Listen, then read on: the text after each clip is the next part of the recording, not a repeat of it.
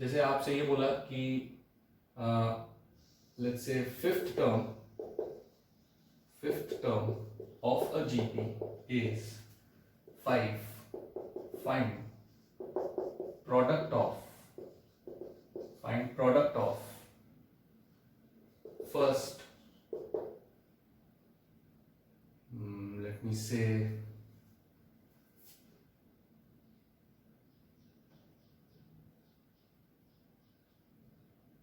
11 terms. Okay, in fact इसको sixth कर लेना. ठीक है, अब देखो मैंने बोला sixth term of a GP is 5. Find the product of first 11 terms. Now it's a very simple question if you do it using the concept of GP. आप ये सोचो आपको जीपी दे रखी है क्वेश्चन में, नहीं दे रखी, आपको खाली उसका सिक्स्थ टर्म दे रखा है 5 और आपसे पूछा प्रोडक्ट ऑफ फर्स्ट 11 टर्म्स. तो obviously you can not solve anything because आपको एक इक्वेशन दी है, वेरिएबल दो है ए एंड आर. तो अब कॉन्सेप्ट से समझते हैं. कॉन्सेप्ट क्या बोलता है कि भाई जब हमें जीपी नहीं दे रखी तो हम जीपी क्या मानेंगे, ए आर स्क्वायर ऐसी जीपी मानेंगे. ये जीपी मान लेंगे ना अगर जीपी नहीं दे रखी.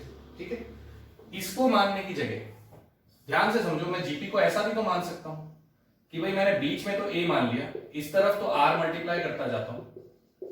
ठीक है, और इस तरफ आर डिवाइड करता जाता हूं, तो भी तो जीपी है. तुम्हें याद है एपी में हमने टर्म सेलेक्ट किए थे, ऐसे ही तो करते थे भाई. इस तरफ तो आर मल्टीप्लाई करते जाते हैं, उधर आर डिवाइड करते जाते हैं. जैसे इस तरफ डी ऐड करते जाते थे, उस तरफ डी सबट्रैक्ट करते जाते थे. तो ओवरऑल देखा जाए तो ये जीपी हो गई. यहां से यहां पहुंचने में आर मल्टीप्लाई हुआ, यहां से यहां पहुंचने में आर मल्टीप्लाई हुआ, फिर आर मल्टीप्लाई हुआ, फिर आर मल्टीप्लाई हुआ, हर बार आर मल्टीप्लाई तो हो रहा है. तो मैं नॉर्मली अपनी जीपी यहां से चालू करता हूं ना, लेकिन इसके पीछे भी तो टर्म्स हो सकते हैं, तो उसके लिए हमें आर से डिवाइड करना पड़ेगा. ठीक है, तो ऐसे हम अपनी जीपी लिख सकते हैं. Got it? How many terms I want in this GP? 11. अभी मैंने कितने टर्म्स लिख लिए बेटा? 7 लिख लिए. और बढ़ा देते हैं, इधर एक इधर बढ़ाया, एक इधर बढ़ा दिया, 9 हो गए. एक इधर और बढ़ा देते हैं, तो एक इधर और बढ़ा देते हैं, हो गए 11 टर्म्स. You got 11 terms. आपको इन 11 टर्म्स का क्या चाहिए? क्या चाहिए? प्रोडक्ट. यानी इन सब टर्म्स को मल्टीप्लाई करना है. ठीक है, अगर मैं इन सब को मल्टीप्लाई करने लग जाऊं, प्रोडक्ट ले लूं इन सब का, जरा ध्यान से समझो क्या आएगा. a into a into a into a कितनी बार आएगा बेटा? 11 बार. तो a into a into a 11 times आएगा. ठीक है, divided by R5 R4 R cube R square R, R5 R4 R cube R square R multiplied by R square R cube R4 R5. यही आएगा ना? ठीक, ध्यान से देखो, ये सब कट गए. ऐसे लेने का फायदा समझे, ये सब कट गए. प्रोडक्ट लेना था ना, तो ये सब कट गए. ये सब कट गए और a को अगर 11 बार मल्टीप्लाई करेंगे तो a की पावर 11 आएगा. अब खाली a निकालना बचा. अब ध्यान से समझो, a इस सीरीज का कौन सा टर्म है? पहला, दूसरा, तीसरा, ठीक है, चौथा, पांचवा और छठा. Which term is a? Sixth term. What is the sixth term of the GP given to you? 5. That means the value of a is 5. So the answer is 5 की power 11. What is the answer? 5 की power 11. क्या इसमें कोई variation possible है? नहीं possible है, क्योंकि दो वेरिएबल हैं और इक्वेशन एक ही है. तो सिर्फ ये ही पूछ सकता है. मतलब आप याद रख सकते हो, कभी भी ऐसा क्वेश्चन है कि एक टर्म जीपी का दिया और उसने प्रोडक्ट ऑफ सम टर्म्स मांगा है, तो तुम हमेशा याद रखना कि जो दिया हुआ है उसी की पावर में ये लिखना है. बस जो दिया हुआ है उसी की पावर में ये लिखोगे, आंसर आ जाएगा. ठीक है, बस ये हमेशा कौन सा टर्म होना चाहिए? Middle term. और वो होगा ही होगा, वरना सॉल्व ही नहीं होगा. ये मिडिल टर्म ही होगा. जब ये मिडिल टर्म होगा तो इसकी पावर 11 लेने पे आंसर आ जाएगा. आगे बात समझ. चलो नेक्स्ट एक और क्वेश्चन देखते हैं. First term of a GP is unity. Unity मतलब बेटा 1. Sum of its third and fifth, sum of its third and fifth terms is 90. Find its common ratio.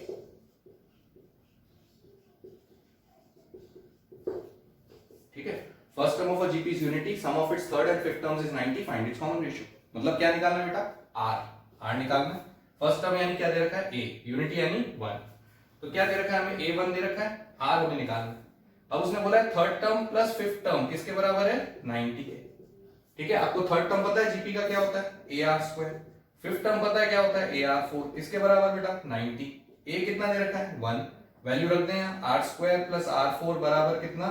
90.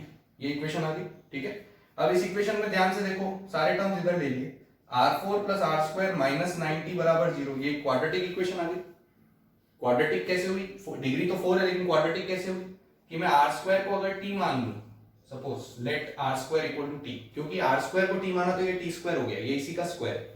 Substitution use करेंगे तो इक्वेशन बन जाएगी t square plus t minus 90 बराबर 0। ये बन जाएगी t square plus t minus 90 बराबर 0। अब क्वाड्रेटिक के दो फैक्टर्स निकालने हैं जिनका सम 1 हो, तो क्या होगा? प्लस 10 और माइनस 9। ये देखो ये दो फैक्टर होंगे, प्लस 10 और माइनस 9। एलसी कितना है? 1 माइनस 1 माइनस 1, यानी t की वैल्यू या तो माइनस 10 या 9, दो वैल्यूज आ गई बेटा t की। लेकिन t हमारा आंसर नहीं है, t क्या है? r square. हमारा आंसर तो r है, इसका मतलब r स्क्वायर कितना आया? माइनस 10 या 9। क्या r स्क्वायर नेगेटिव हो सकता है? नहीं हो सकता, तो r स्क्वायर तो पॉजिटिव ही हो सकता है, यानी r स्क्वायर 9 हुआ। अब r स्क्वायर अगर 9 हुआ तो r क्या हुआ बेटा? Plus minus 3। रूट लेओगे तो हमेशा प्लस माइनस आएगा। उसने ये तो बोला नहीं कि पॉजिटिव या नेगेटिव कुछ है, तो इसलिए इस क्वेश्चन का आंसर क्या लिखेंगे? कॉमन रेशियो पूछा है, the answer is plus minus 3। दोनों आंसर हो सकते हैं, प्लस 3 या माइनस 3। ठीक है, तो कॉन्सेप्ट क्या इन्वॉल्व था? एक तो जनरल टर्म ऑफ कोर्स, उसके बाद में क्वाड्रेटिक इस तरीके की, बाई क्वाड्रेटिक, इसको क्या बोलते हैं? बाई क्वाड्रेटिक, जिसकी डिग्री 4, तो उसमें सब्स्टिट्यूशन यूज करके हम क्वाड्रेटिक में बदल के भी सॉल्व कर सकते हैं। टी स्क्वायर, आर स्क्वायर कभी नेगेटिव नहीं हो सकता, इसलिए रिजेक्ट हो गया। और आर का स्क्वायर का जब रूट लेते हैं तो हमेशा प्लस माइनस आता है। So what is the answer? Plus minus 3। Clear? फिर देखो बेटा, जीपी में आगे देखते हैं sum of n terms, another article in GP we are taking now. Sum of n terms हमने एपी में भी देखा, sum of n terms GP में कैसे निकालना है वो देखते हैं। क्या मेथड यूज करते हैं? We call it as the method of differences. GP का सम निकालने के लिए we use method of differences. ठीक है, क्या होता है एक बार समझते हैं। जीपी का सम मतलब मैंने उस सीरीज का नाम एस दे दिया। क्या निकालना है मेरे को? A plus a r square plus a r cube. कहां तक बेटा? A r n minus 1। क्यों? क्योंकि यही तो nth टर्म होता है। तो अगर मेरे को n टर्म्स का सम चाहिए तो लास्ट टर्म nth टर्म हुआ। ठीक है, तो ये सीरीज मेरे को निकालनी। मैं क्या करूंगा? What is the common ratio of this series? r। Method of differences में क्या करना बेटा? दोनों साइड r से मल्टीप्लाई करके सब्ट्रैक्ट करेंगे। वापस सुनो, दोनों साइड r से मल्टीप्लाई करके सब्ट्रैक्ट करेंगे, इसको बोलते हैं मेथड ऑफ डिफरेंसेस। क्यों करेंगे सर? वो बेटा करके समझ में आएगा क्यों करेंगे। व्हाई वाज इट यूजफुल, वो नेक्स्ट स्टेप में समझ में आने वाला है। ठीक है, तो अभी मैंने क्या किया? दोनों साइड किससे मल्टीप्लाई किया? r से। इसको r से मल्टीप्लाई किया rs, इसको r से किया बेटा a r square, A r cube, A R 4। एक एक पावर बढ़ जाएगी ना सबकी। लास्ट वाले में n-1 थी, एक पावर बढ़ाएंगे तो कितनी हो जाएगी? n हो जाएगी। क्लियर? अब इन दोनों इक्वेशंस को मैं क्या करूंगा? सब्ट्रैक्ट। ठीक है, r minus R S, sorry s minus R S, क्या कॉमन आया बेटा? s। क्या बचा? 1 माइनस r। ठीक, अब इधर देखो, सब्ट्रैक्ट कैसे कर लो? डायगोनली करो। कैसे सब्ट्रैक्ट करो? डायगोनली। क्यों करें? मतलब ये तो बोलने का तरीका है। सब्ट्रैक्ट मतलब क्या होता है भाई? ये पूरी सीरीज माइनस ये पूरी सीरीज, सब्ट्रैक्ट तो होना ही है ना। लेकिन समझने के लिए, याद रखने के लिए ऐसे बोल सकते हैं डायगोनली करो। क्यों करें? क्योंकि ये और ये कट जाते हैं। देखो, ये इससे कट गया, ये इससे कट गया, ये इससे कट गया, ये सब कटते जाएंगे, यानी ये वाला भी इससे कट जाएगा, ये भी कट जाएगा, सब कट जाएंगे। क्या बचेगा? एक तो a और एक ए आर एन, बाकी तो कुछ भी नहीं बचा, सब कट गया। तो हमने क्या किया? a minus a r n, क्योंकि हम सब्ट्रैक्ट कर रहे हैं, बाकी सब कट गया। तो देखो क्या लिखा बेटा? a minus a r n. इन दोनों में क्या कॉमन है? a बचा क्या? 1 माइनस आर। क्लियर? मेरे को s चाहिए था तो 1 माइनस आर डिवाइड कर दूंगा। तो आप समझ में आया मेथड ऑफ डिफरेंसेस से क्या फायदा हुआ? कॉमन रेशियो से मल्टीप्लाई करने से जब सब्ट्रैक्ट करते हैं तो सब कट जाता है, खाली दो टर्म बचते हैं तो हमारा आंसर आ जाता है। ठीक है, तो s इक्वल टू कितना हुआ? a 1 minus r n upon 1 minus r. So this is the formula for sum of n terms of a GP. अब इसको हम ऐसे भी लिख सकते हैं और ऐसे भी लिख सकते हैं। क्या फर्क पड़ता है? अगर ऊपर मैंने साइन चेंज कर दिया तो नीचे भी साइन चेंज कर दिया, तो कोई फर्क पड़ा क्या बेटा? देखो, दोनों तरफ साइन चेंज कर दिया, कोई फर्क नहीं पड़ा। ठीक है, ऑब्वियसली r क्या नहीं हो सकता? 1 नहीं हो सकता, क्योंकि अगर r 1 हुआ तो नीचे 0 हो जाएगा, 0 हो जाएगा तो अलाउड नहीं। ठीक है, तो सर r 1 होगा तो क्या करेंगे बेटा? r 1 होगा तो वैसे ही निकल गया सम। देखो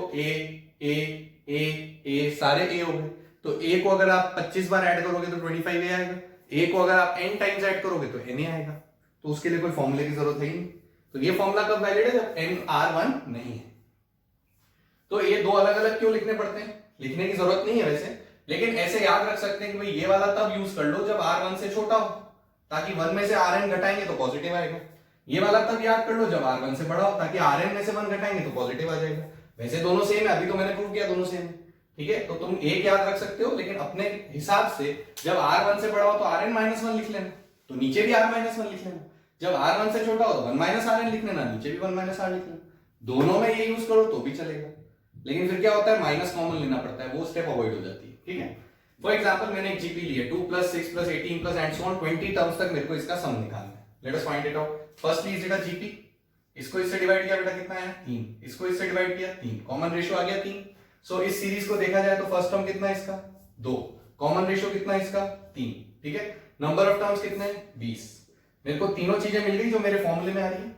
मेरा कॉमन रेशियो 1 से बड़ा है कि छोटा है, बड़ा है, तो ये वाला यूज कर लूं, ज्यादा बेटर है। ये भी यूज कर सकता हूं, फिर माइनस कॉमन लेना पड़ेगा, ये यूज कर लेता हूं।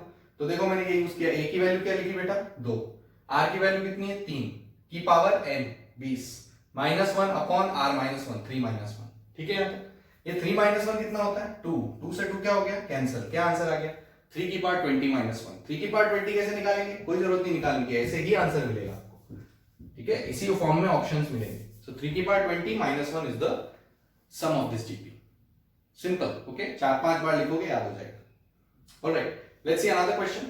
How many terms of the GP 3, 6, 12 and so on? Is it a GP? Yes, if you divide this by this 2, divide this by this 2. So what is the common ratio? It is 2. First term 3, common ratio 2, ठीक है। पढ़ते आगे। How many terms of the GP must need to be added to give a sum of 6141? अब ये reverse question आ गया भाई। अब आपको दे क्या रखा है, सम दे रखा है, तो मतलब हमें क्या पता है बेटा, SN पता है, कितना पता है 6141, और हमें निकालना क्या है हाउ मेनी टर्म्स, मतलब क्या निकालना है हमें, n निकालना है।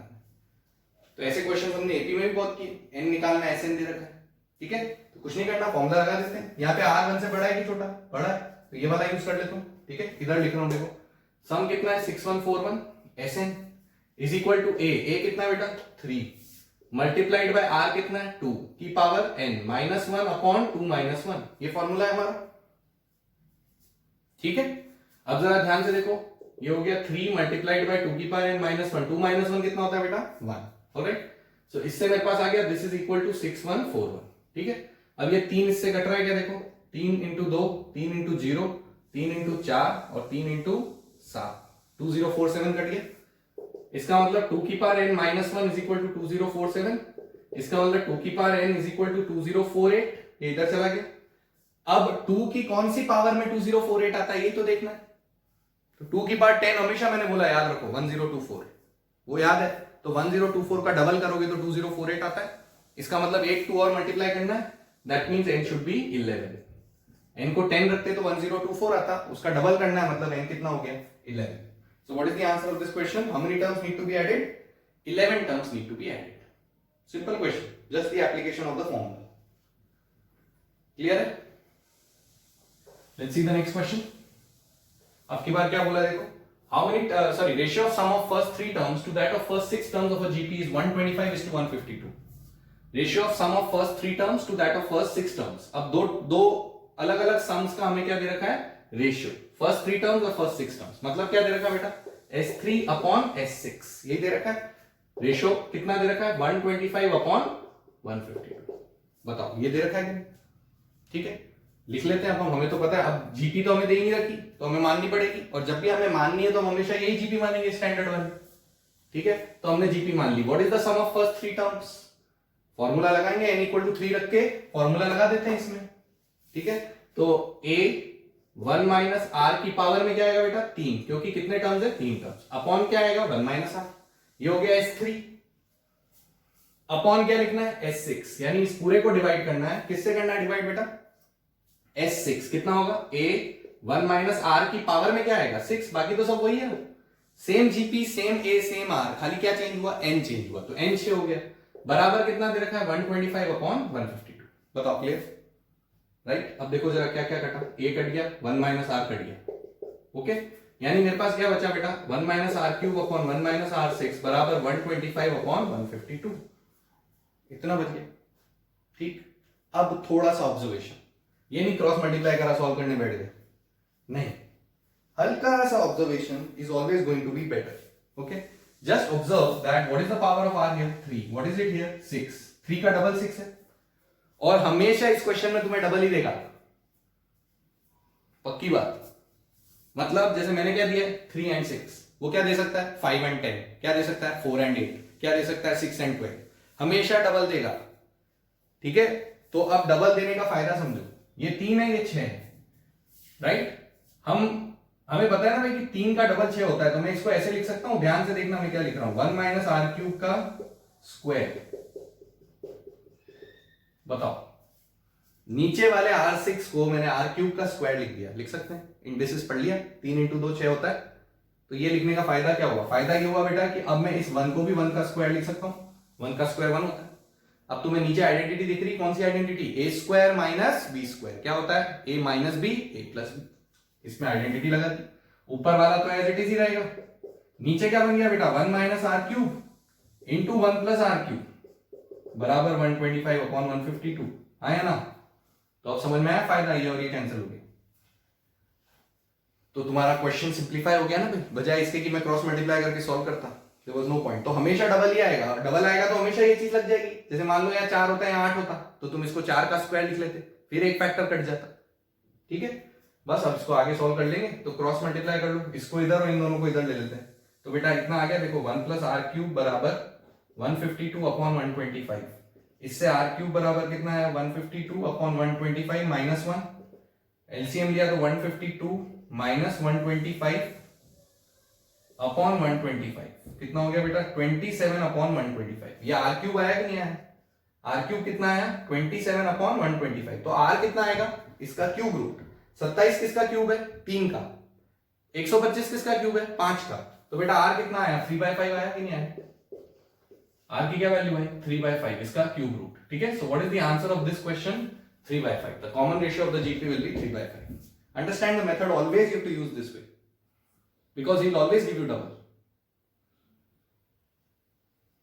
Okay, so those are some examples based on which formula, sum of n terms. Okay, all right, now let me go to one more article which is infinite GP. अभी हमने क्या देखा, sum of n terms of a GP, मतलब कोई मेरे से बोलते भाई n टर्म्स का सम निकालो, 20 टर्म्स का सम निकालो, 100 टर्म्स का सम निकालो, 1000 टर्म्स का सम निकालो, फाइनाइट नंबर ऑफ टर्म्स का सम निकालो। अब कैसी जीपी है, इनफाइनाइट जीपी, मतलब उसमें टर्म्स कितने हैं, इनफाइनाइट, बाकी कोई फर्क नहीं है वो भी जीपी, लेकिन उसमें टर्म्स कितने होंगे, इनफाइनाइट, ठीक है। मतलब ये जो n है आपका, वो किसकी तरफ जाएगा, इंफिनिटी की तरफ, n tends to infinity, equals नहीं लिखते बिकॉज इंफिनिटी कुछ होता नहीं, तो हम बोलते हैं n किसकी तरफ जा रहा है, इंफिनिटी की तरफ जा रहा है, ठीक है। अब देखो मैं क्या करना चाह रहा हूं, मैं इस तरीके की जीपी तो वही रहेगी, लेकिन ये कहां तक चलेगी, इंफिनिटी तक। मैं इस जीपी का क्या निकालना चाह रहा हूं बेटा, सम, ठीक है। देखते हैं सम कैसे निकलेगा। सम का फॉर्मूला अभी आप लिख चुके हो, तो सिंस ये भी जीपी है, फॉर्मूला तो वही लगेगा। क्या फॉर्मूला था, a1 minus r n by 1 minus r, इस ब्रैकेट को खोलो, a minus a r n upon 1 minus r, अलग अलग कर सकते हैं, this by this, this by this, this by this कितना है, a by 1 minus r, this by this कितना है, a r n by 1 minus r, अलग अलग कर सकते हैं ना बेटा, जैसे एलसीएम लेके एक बनाते हैं वैसे ही तोड़ भी सकते हैं, ऑपोजिट वे, ठीक है। तोड़ दिया, तोड़ने का फायदा ये हुआ, मैं ये चाह रहा हूं कि मेरे n पे कौन डिपेंड कर रहा है, ये n पे डिपेंड कर रहा है कि नहीं कर रहा है, ये तो n पे डिपेंड ही नहीं कर रहा है। मतलब n तुम्हारी मर्जी है, जो रखो भाई, 1000 रखो, 10,000 रखो, करोड़ रखो, इनफाइनाइट रखो, ये तो हमेशा ही सेम रहेगा क्योंकि ये n पे डिपेंड नहीं करता, ये डिपेंड करता है।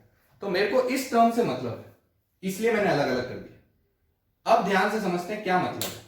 अब हमारा n किसकी तरफ जा रहा है बेटा, इंफिनिटी की तरफ, मतलब ये जो पावर है r की, वो इंफिनिटी पे जा रही, r की पावर इंफिनिटी पे जा रही, ठीक है।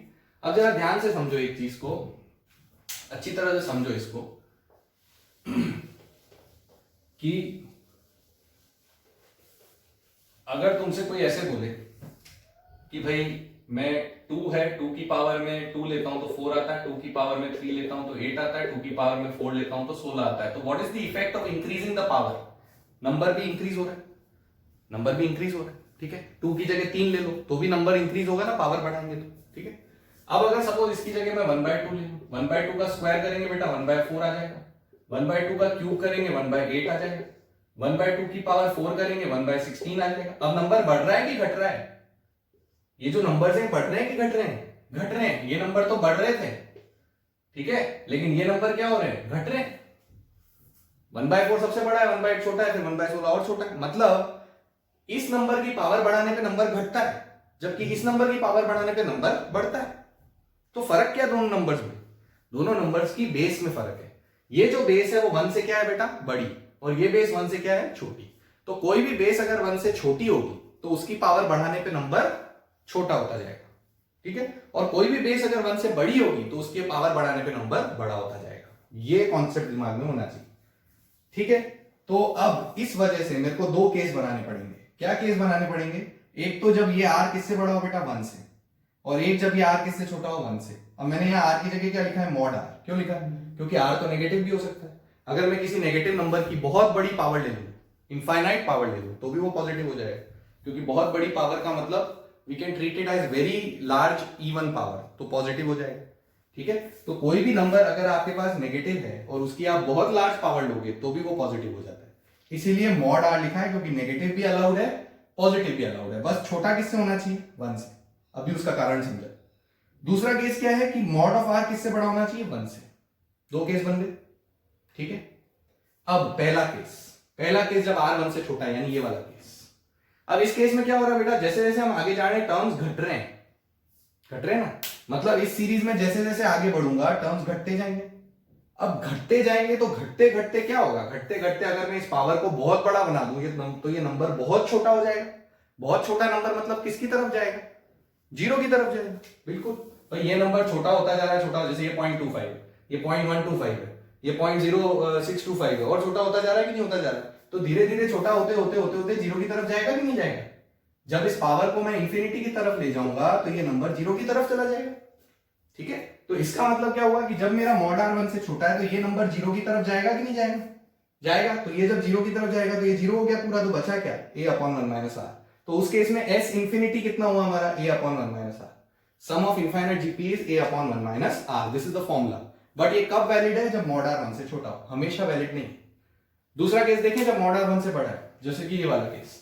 अब इसमें बेटा क्या होगा? जैसे जैसे मैं इसको नीचे ले जाता जाऊंगा, ये नंबर तो बढ़ता जा रहा है, तो जब मैं 2 की पावर इंफिनिटी की तरफ ले जाऊंगा तो ये नंबर भी इंफिनिटी की तरफ चला जाएगा।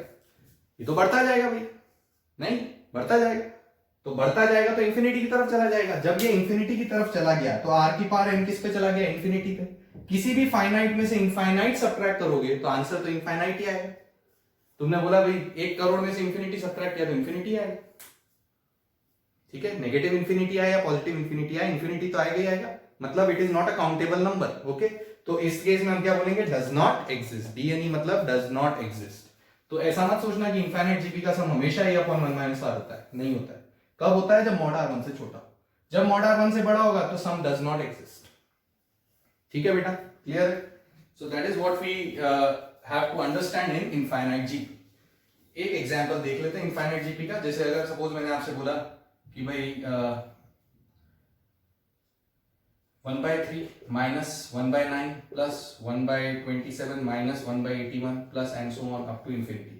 मान लो मैंने आपसे बोला ये सीरीज का सम निकालना है। ठीक है, ये सीरीज का सम निकालना है। अब ध्यान से देखो, पहले तो ये सीरीज जीपी है कि नहीं वो देखेंगे। तो इसको इससे डिवाइड किए तो 1/9 अपॉन 1/3 कितना होता है बेटा? 1/3, और पीछे क्या लग रहा है? माइनस, तो माइनस 1/3 आया। ठीक है, जब मैं इसको इससे डिवाइड करूंगा तो 1/27 अपॉन 1/9 भी कितना होता है? 1/3। पीछे क्या लग रहा है? Minus, plus upon minus, minus, तो -1/3, यानी कॉमन रेशियो आ गया -1/3। तो definitely it is a GP. What is the first term? 1/3।